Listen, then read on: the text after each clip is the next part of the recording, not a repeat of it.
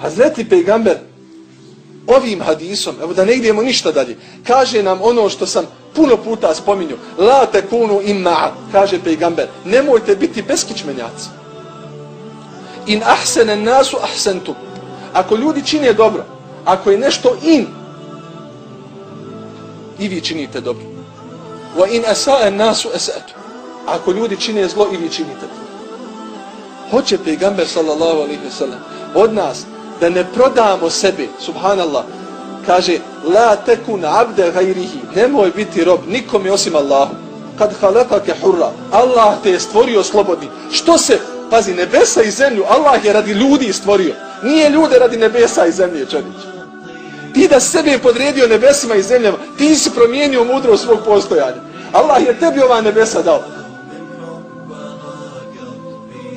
Kaže uzvišeni gospodar da će stanovnici džehennema kazati وَقَالُوا لَوْ كُنَّا نَسْمَعُ أَوْ نَاقِلُ مَا كُنَّا فِي أَصْحَابِ السَّعِيرِ. Kazat će oni لَوْ كُنَّا نَسْمَعُ da smo slušali ono što treba da se čuje.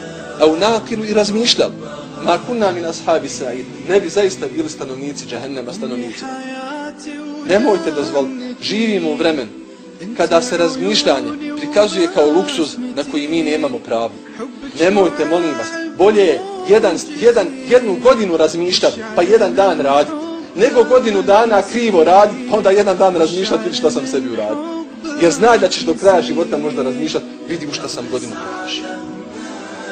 Vjernik je, kako to Hazret pejgamber sallallahu alejhi ve sellem kaže, el mu'minu kayyisun fatin. Vjernik je oštrouman i pronicljiv, nije naivan. Ja molim gospodaru da nas počasti da ovo razumije.